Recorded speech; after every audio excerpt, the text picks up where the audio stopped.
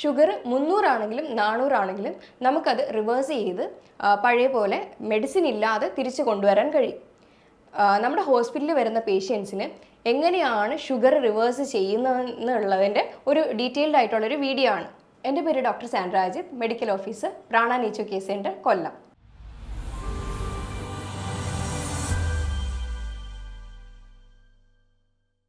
ഇന്ന് ലോകം മുഴുവൻ നോക്കുകയാണെങ്കിൽ 80% ഡയബറ്റിക് പേഷ്യൻസ് ആണുള്ളത്. അതായത് ഒരു വീട്ടിൽ 1-2 ഡയബറ്റിക് പേഷ്യൻസ് ആണ് വരുന്നത്. ഇത് ഒരു ടൈപ്പ് ഓഫ് ജീവിതശൈലി രോഗമാണ്.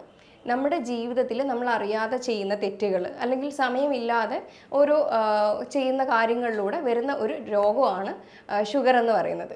അപ്പോൾ ഇത് നമുക്ക് ജീവിതശൈലിയിലെ ചെറിയ ചെറിയ മാറ്റങ്ങളിലൂടെ തന്നെ നമുക്കത് റിവേഴ്സ് ചെയ്ത് കൊണ്ടുവരാനായിട്ടും കഴിയും.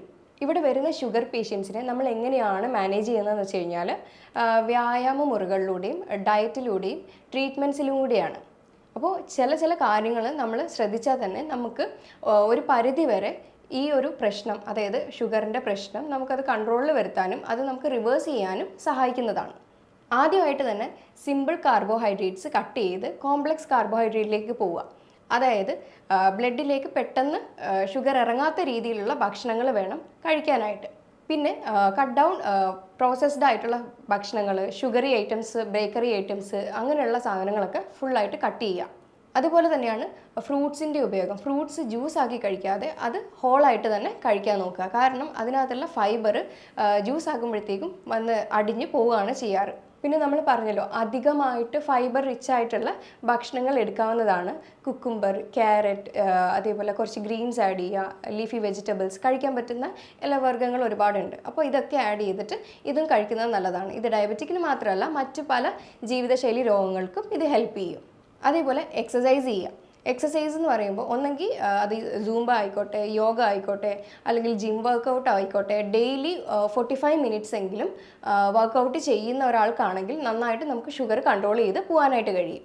ഇനി ഭക്ഷണം എത്ര ക്വാണ്ടിറ്റിയിൽ കഴിക്കണം എന്നുള്ളതാണ്. നമ്മൾ 3 മീലാണ് സാധാരണ എടുക്കുന്നത്.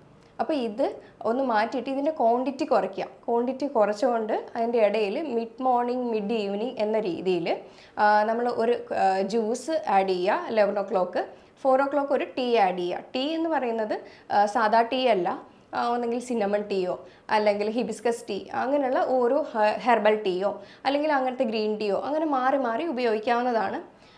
പിന്നെ ജ്യൂസിൻ്റെ കാര്യം പറയുമ്പോൾ ഒന്നുകിൽ കുക്കുംബർ ജ്യൂസോ, ക്യാരറ്റ് ജ്യൂസോ, butter milk, tender coconut water, അപ്പോൾ അങ്ങനെയുള്ള ഓരോന്ന് ഓരോ ദിവസം മാറി മാറി ഉപയോഗിക്കാനായിട്ട് ശ്രദ്ധിക്കുക. ഇനി മെയിനായിട്ട് പറയാനുള്ള ഒരു കാര്യം, നമ്മൾ എപ്പോഴും പോർഷൻ കൺട്രോളിലൂടെ തന്നെ മുന്നോട്ട് പോകണം. പോർഷൻ കൺട്രോൾ എന്താണെന്ന് വെച്ച് കഴിഞ്ഞാൽ, ഒരു പ്ലേറ്റ് എടുത്തു കഴിഞ്ഞാൽ അതിനെ 4ആയിട്ട് ഡിവൈഡ് ചെയ്ത് ഒരു സൈഡിൽ കാർബ്സ്, ഒരു സൈഡിൽ പ്രോട്ടീൻ, ഒരു സൈഡിൽ ഫാറ്റ്, ഒരു സൈഡിൽ ഫൈബർ എന്ന രീതിയിൽ വേണം എപ്പോഴും ഭക്ഷണങ്ങൾ കഴിക്കാനായിട്ട്. അപ്പോൾ ഇങ്ങനെ കഴിക്കുകയാണെങ്കിൽ നമുക്ക് ഒരുപാട് ബുദ്ധിമുട്ടുകൾ കുറയ്ക്കാനായിട്ട് കഴിയും. ഇനി പ്രധാനമായിട്ട് ശ്രദ്ധിക്കേണ്ട ഒരു കാര്യമാണ് ഗ്ലൈസീമിക് ഇൻഡെക്സും ഗ്ലൈസീമിക് ലോഡും. എന്താണ് ഗ്ലൈസീമിക് ഇൻഡെക്സ്? ഗ്ലൈസീമിക് ഇൻഡെക്സ് എന്ന് പറയുന്നത് നമ്മളൊരു ഭക്ഷണം കഴിക്കുമ്പോൾ അത് എത്ര പെട്ടെന്നാണ് ഗ്ലൂക്കോസ് സ്പൈക്ക് നമ്മുടെ ശരീരത്തിൽ ഉണ്ടാക്കുന്നത് എന്നുള്ളതാണ്. ഇനി ഗ്ലൈസീമിക് ലോഡ് എന്താണെന്ന് വെച്ച് കഴിഞ്ഞാൽ ഇത് എത്ര സ്പീഡിലാണ് ഉണ്ടാക്കുന്നത് എന്നുള്ളതാണ്. അപ്പോൾ ഇതിൻ്റെ ഒരു കോമ്പിനേഷൻ ആയിരിക്കണം നമ്മൾ എപ്പോഴും ചൂസ് ചെയ്യേണ്ടത്.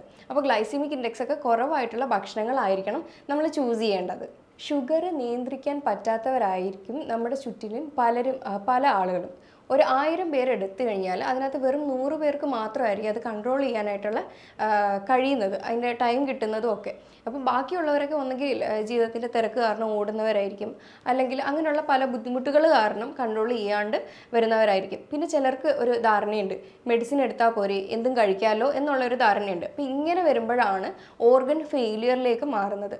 അപ്പോൾ കാരണം എല്ലാവരും പറയും മെഡിസിൻ എടുക്കുന്നത് കൊണ്ടാണ് ഓർഗൻ ഫെയിലിയറിലേക്ക് എത്തുന്നത് എന്നുള്ളതാണ്. പക്ഷേ ഇത് ശരിക്കും മെഡിസിൻ എടുത്തുകൊണ്ടും നമ്മൾ കൺട്രോൾ ഇല്ലാത്ത ഒരു ഭക്ഷണ രീതിയിലേക്ക് പോവുകയാണെങ്കിൽ ഉറപ്പായിട്ടും ഓർഗൻ ഫെയിലിയർ വരുന്നത് ആ ഒരു കാരണം കൊണ്ടായിരിക്കും. കാരണം ഡയബറ്റിക് അവിടെ കൺട്രോളിൽ വരാതെയാണ് നമ്മൾ മെഡിസിൻ ഒരു ലോങ് ടേമിലേക്ക് എടുക്കുന്നത്. ഇത്രയും നാളുകൊണ്ട് നമ്മൾ ഉണ്ടാക്കിയെടുത്തതാണ് ഈ ജീവിതശൈലിയിലെ ഓരോ രോഗങ്ങളും. അപ്പോൾ അത് ജീവിതശൈലിയിൽ ചെറിയ ചെറിയ മാറ്റങ്ങൾ കൊണ്ട് നമുക്കതിനെ റിവേഴ്സ് ചെയ്യാനായിട്ട് കഴിയുന്നതേ ഉള്ളൂ. എന്നാൽ ഇതിന് സ്വയമായിട്ട് കഴിയാത്തവർക്ക് നമുക്കതൊരു ഡീറ്റോക്സ് ലെവലിലേക്ക് പോയിട്ട് ഡീറ്റോക്സ് പ്രോഗ്രാമും കാര്യങ്ങളും എടുത്തുകൊണ്ട്, അതായത് ഒരു എക്സ്പേർട്ടിൻ്റെ അണ്ടറിൽ തന്നെ ചെയ്യാവുന്നതേ ഉള്ളൂ. അപ്പോൾ നമ്മൾ പറയുന്നത് ഒരു ഷുഗർ പേഷ്യൻ്റ് എങ്ങനെ ഭക്ഷണം കഴിക്കണം എന്നുള്ളതാണ്. അപ്പോൾ ആദ്യം തന്നെ പറഞ്ഞിട്ടുണ്ടായിരുന്നു, നമ്മൾ ഒരു ബ്രേക്ക്ഫാസ്റ്റ് എടുക്കുകയാണെങ്കിൽ അതൊരു എനർജറ്റിക് ആയിട്ടുള്ളൊരു ബ്രേക്ക്ഫാസ്റ്റ് തന്നെ എടുക്കാനായിട്ട് ശ്രദ്ധിക്കുക. ഒന്നെങ്കിൽ ഒരു സ്മൂതിയോ അല്ലെങ്കിൽ ഓംലെറ്റോ അങ്ങനത്തെ രീതിയിലുള്ള ഭക്ഷണങ്ങൾ രാവിലെ എടുക്കുക. അപ്പോൾ കുറച്ചുകൂടി എനർജറ്റിക് ആയിരിക്കും. അല്ലെങ്കിൽ പ്രോട്ടീൻസ് അടങ്ങിയ അല്ലെങ്കിൽ കാർബോഹൈഡ്രേറ്റ്സ് വരുന്ന രീതിയിലുള്ള ഭക്ഷണങ്ങൾ തന്നെ എടുക്കാൻ നോക്കുക. പിന്നെ ഒരു മിഡ് ഈവനിങ് ഒക്കെ ആകുമ്പോഴത്തേക്കും നമ്മൾ പറഞ്ഞായിരുന്നു, എന്തെങ്കിലും ടൈപ്പ് ഓഫ് വെജിറ്റബിൾ ജ്യൂസോ അങ്ങനത്തെ കാര്യങ്ങളോ എന്തെങ്കിലുമൊക്കെ എടുക്കാവുന്നതാണ്. ഇനി അതും കഴിയുന്നില്ല എങ്കിൽ ഒരു ഫ്രൂട്ട് ഹോളായിട്ട് കഴിച്ചാലും മതിയാകും. പിന്നെ ഉച്ചയ്ക്ക് വരുമ്പോഴത്തേക്കും നമ്മൾ പറഞ്ഞു പോർഷൻ കൺട്രോൾ രീതിയിലേക്ക് വരിക, അതിനനുസരിച്ച് ഭക്ഷണങ്ങൾ കഴിക്കുക. ഈവനിങ് ആകുമ്പോഴത്തേക്കും നമ്മളത് ഒരു ടീ എന്തായാലും എല്ലാവർക്കും കുടിക്കുന്ന ശീലമുണ്ട്. സാധാ ടീ ഉപേക്ഷതിന് ശേഷം അല്ലാതുള്ള ഹെർബൽ ടീയിലോ അല്ലെങ്കിൽ ഗ്രീൻ ടീയിലോ ഒക്കെ സ്വിച്ച് ചെയ്യുക. പിന്നെ ഈവനിങ് ഒക്കെ ആകുമ്പോഴത്തേക്ക് ഹെവി ആയിട്ടുള്ള ബ്രേക്ക്ഫാസ്റ്റ് ഡിന്നർ ഇരിക്കുന്നതായിരിക്കും ഏറ്റവും നല്ലത്. കാരണം അത് വരുമ്പോഴത്തേക്ക് നൈറ്റ് ഗ്ലൂക്കോസ് സ്പൈക്ക് കൂടാനായിട്ടുള്ള കാരണം ഉണ്ടാവും. അതുകൊണ്ട് എപ്പോഴും ലഘുവായിട്ടുള്ള ഡിന്നർ തന്നെ ഓപ്റ്റ് ചെയ്യുന്നതായിരിക്കും നല്ലത്. ഇനി ഇതിൻ്റെ കൂടെ, ഈ ഭക്ഷണത്തിൻ്റെ കൂടെ നമുക്ക് ഈ ഡയബറ്റിക്കിനെ വീട്ടിൽ നിന്ന് എങ്ങനെ മാനേജ് ചെയ്യാം, എന്തൊക്കെ ട്രീറ്റ്മെൻറ്റ്സ് നമുക്ക് സ്വയമേ ചെയ്യാം എന്നുള്ള കാര്യങ്ങളാണ്. ആദ്യത്തേത് അബ്ഡോമിനൽ വെറ്റ് പാക്കാണ്. ഒരു നീളൻ തുണി എടുക്കുക, ഒരു കോട്ടൺ തുണി എടുക്കുക, അതൊരു 4 മടക്ക് ചുറ്റുന്ന രീതിയിൽ എടുത്തതിന് ശേഷം നനച്ച് വയറിൽ ചുറ്റിയിട്ട് അതിൻ്റെ മുകളിലൊരു വൂലൻ ക്ലോത്ത് ചുറ്റി ഒരു 20 മിനിറ്റോളം വെച്ചിരിക്കുക. ഇത് എന്തിനാന്ന് വെച്ച് കഴിഞ്ഞാൽ നമ്മുടെ നെർവ്സിനെ ഇത് എക്സൈറ്റ് ചെയ്യും, റിലാക്സ് ചെയ്യും. അപ്പോൾ ഇവിടെ ബ്ലഡ് സർക്കുലേഷനൊക്കെ കൂടി, മെറ്റബോളിസം ഒക്കെ കൂടി നമ്മുടെ ഓരോ ഓർഗൻസിനെ ഇത് ആക്ടിവേറ്റ് ചെയ്യുകയാണ് ചെയ്യുന്നത്. ഇതേ എഫക്റ്റാണ് രണ്ടാമത്തെ ട്രീറ്റ്മെൻറ്റും. ഹിപ്പ് ബാത്ത് എന്ന് പറയും. നല്ലൊരു ചരുവം പോലത്തെ ഒരു ഇതെടുത്തിട്ട് നമുക്ക് അതിനകത്ത് ഇരിക്കാൻ പറ്റുന്ന രീതിയിലുള്ളത് എടുക്കുക. പൂക്കൾ വരെ നനയുന്ന രീതിയിൽ വെള്ളം 3/4 ഫില്ല് ചെയ്തിട്ട് അതിനകത്ത് ഇരിക്കാവുന്നതാണ്. ഇത് കൂടുതലും രാവിലെ നേരങ്ങളിൽ ചെയ്യുന്നതായിരിക്കും ഏറ്റവും കൂടുതലും നല്ലത്. അപ്പോൾ ഇത് അങ്ങനെ ഒരു 20 മിനിറ്റ് ഇരിക്കുക. ഇതേ ഒരു എഫക്റ്റ് ആയിരിക്കും നമുക്ക് ഈ ഒരു ട്രീറ്റ്മെൻറ്റിനും കിട്ടുന്നത്.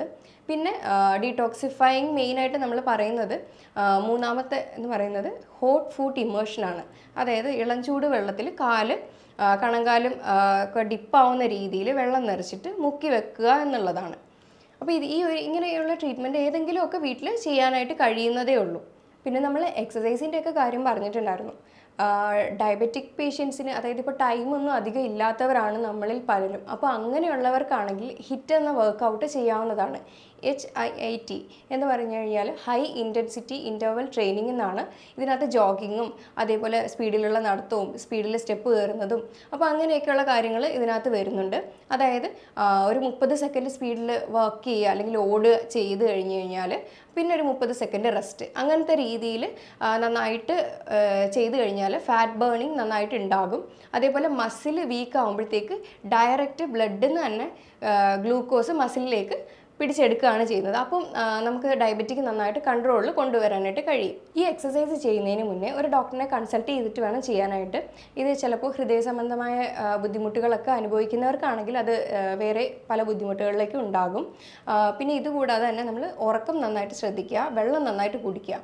അപ്പോൾ ഇങ്ങനെയൊക്കെയുള്ള കാര്യങ്ങൾ ചെയ്തു കഴിഞ്ഞാൽ ഒരുവിധമുള്ള ഡയബറ്റിക് ആളുകൾക്ക് നമുക്കിതൊരു നല്ലൊരു ഹെൽപ്പായിട്ട് നമുക്കതിനെ റെഡ്യൂസ് ചെയ്ത് കൊണ്ടുവരാനായിട്ട് കഴിയും. നമുക്കതിനെ റിവേഴ്സ് ചെയ്യാനായിട്ട് ആയാലും കഴിയും. അപ്പോൾ ഞാൻ ഈ പറഞ്ഞ കാര്യങ്ങളിൽ എന്തെങ്കിലും ഡൗട്ടോ കാര്യങ്ങളോ ഉണ്ടെങ്കിൽ താഴെ തന്നിരിക്കുന്ന നമ്പറിലേക്ക് കോൺടാക്റ്റ് ചെയ്യാവുന്നതാണ്. അപ്പോൾ ഇനി അടുത്തൊരു ഹെൽത്ത് ടോപ്പിക്കുമായിട്ട് വീണ്ടും കാണാം. Thank you.